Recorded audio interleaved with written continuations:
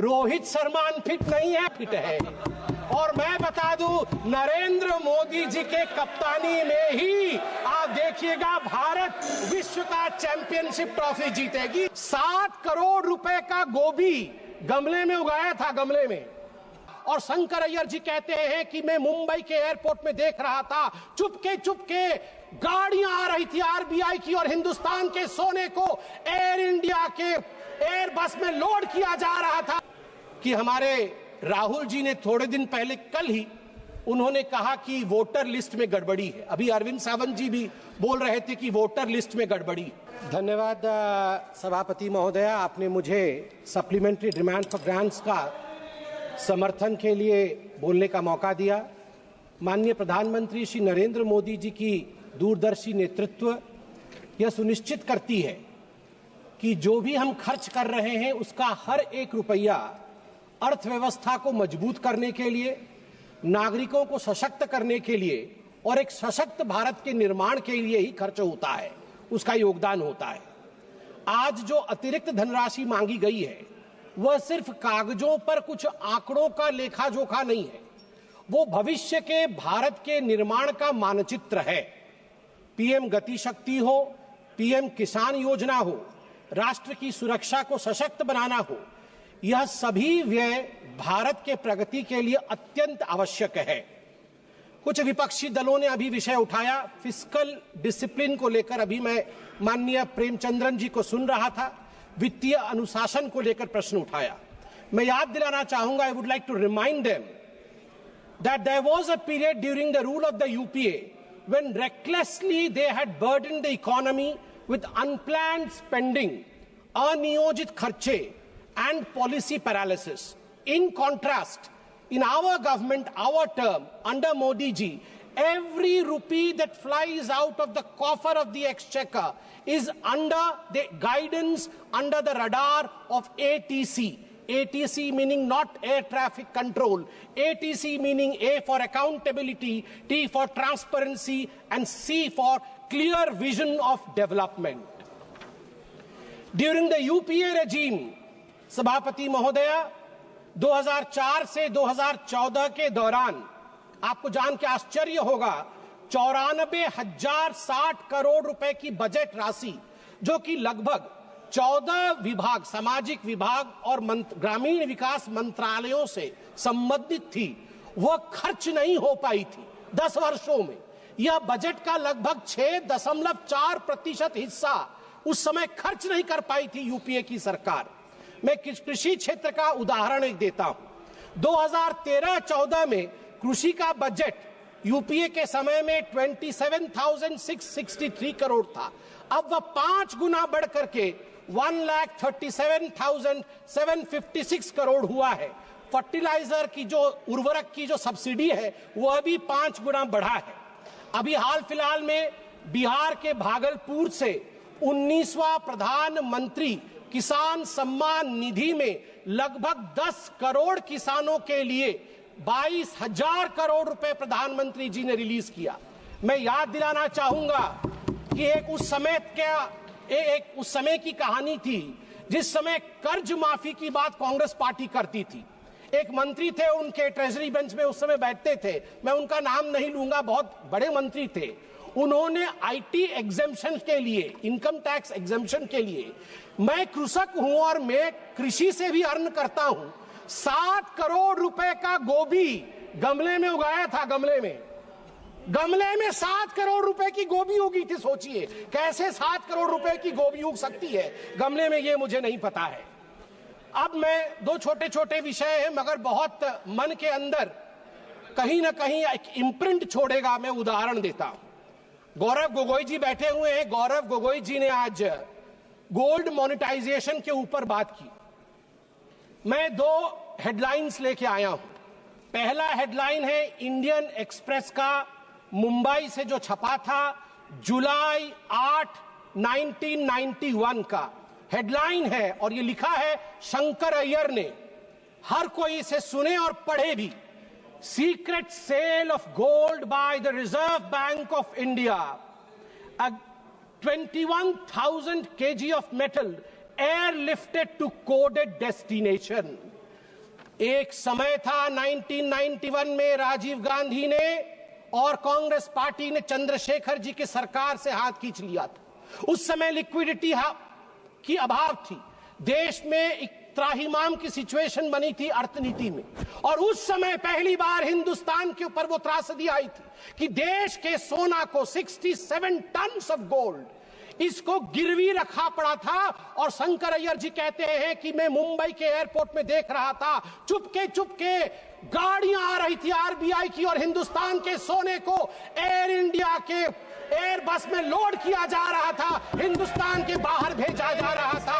आप सोच के देखिए। और दूसरा हेडलाइन सभापति महोदया में पढ़ना चाहूंगा 31 मई 2024 का, RBI brings back home 100 tons of gold from United Kingdom. Narendra Modi ji के नेतृत्व में, नरेंद्र मोदी जी के नेतृत्व में 1 लाख केजी सोना, 1 लाख केजी सोना बाहर से 2024 मई को हिंदुस्तान वापस आता है। एक ने, यूपीए ने भारत मां के सोने को गिरवी रखा, हमारी मां के सोने को गिरवी रखा, और दूसरे लल्ला ने, हमारे नरेंद्र मोदी ने अपने मां को अलंकृत किया। ये होता है फर्क। मैडम सभापति महोदया, मैं एक छोटा सा उदाहरण देके अपने विषय को समाप्ति की ओर ले जाऊंगा। मैं एक और उदाहरण देता हूं। पूरे इस सप्लीमेंट्री ग्रांट में power grid corporation of India limited PGCIL के लिए अधिक व्यय की मांग की गई है, मिनिस्ट्री ऑफ पावर के अंतर्गत आता है। मैं एक हेडलाइन पढ़ता हूं, जुलाई 31, 2012 का 3 ग्रिड, मुझे याद है अभी निर्मला सीतारमन जी आएंगी। निर्मला सीतारमन जी उस समय प्रवक्ता थी, पार्टी की, बैठी हुई थी एक चैनल के डिबेट में। अचानक अंधकार हो गया, अचानक अंधकार हो गया, डिबेट बीच में बंद हो गया और 22 राज्यों में 22 राज्य में अंधकार हो गए थे, क्योंकि 30 और 31 जुलाई 2012 को नॉर्दर्न ग्रिड, ईस्टर्न ग्रिड और नॉर्थ ईस्ट ग्रिड, तीनों ग्रिड फेल हो गए।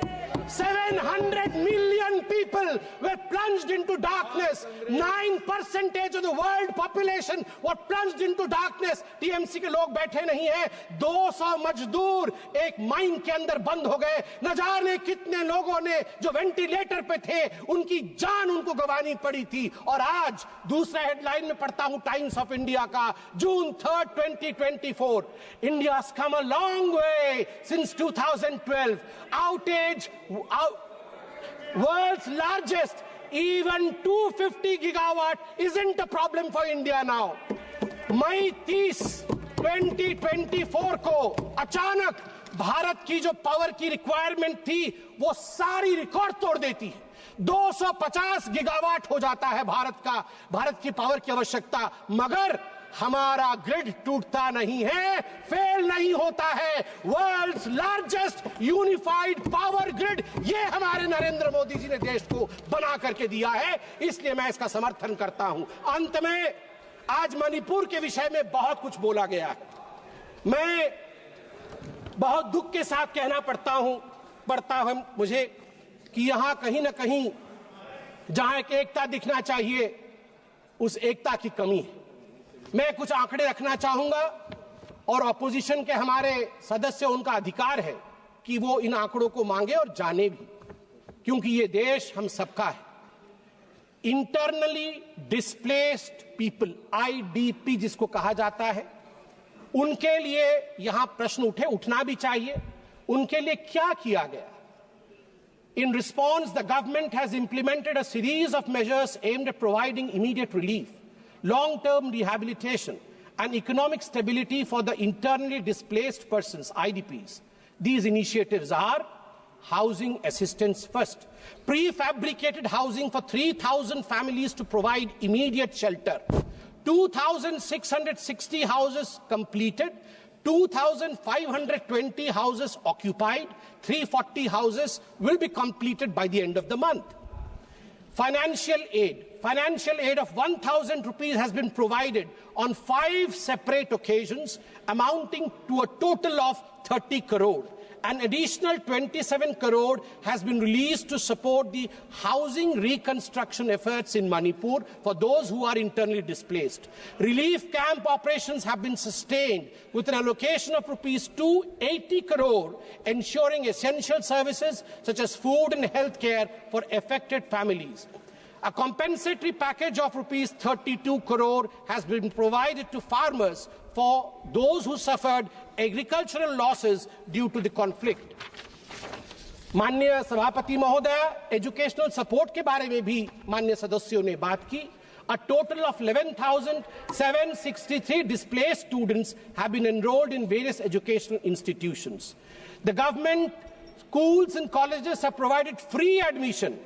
कॉलेज स्टूडेंट्स रिहैबिलिटेशन स्कीम उसको इंट्रोड्यूस किया गया 2023 में, जिसने 1000 डिस्प्लेस्ड बच्चों की मदद की ताकि वो वहां फ्रीली जाके एडमिशन ले सके, और उनको 10,000 रुपए की राशि भी ऊपर से दिया गया.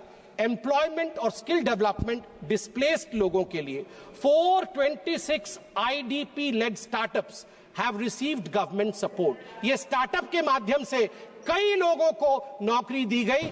जो अभी 500 इंडिविजुअल उसमें एनरोल हुए हैं हाल फिलहाल में.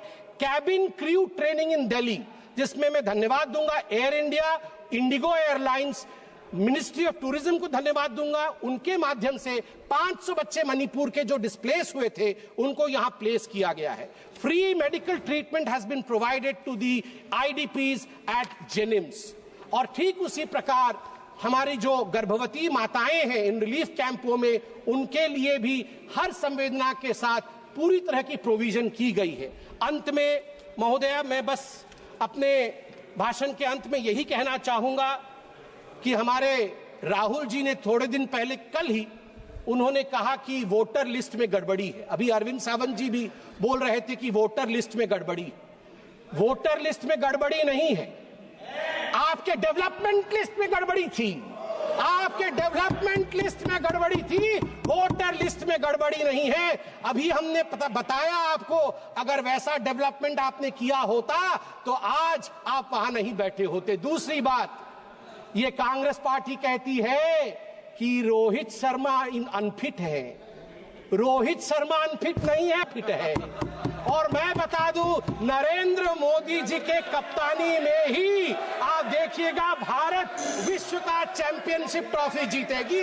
भारत माता की जय. जय जगन्नाथ.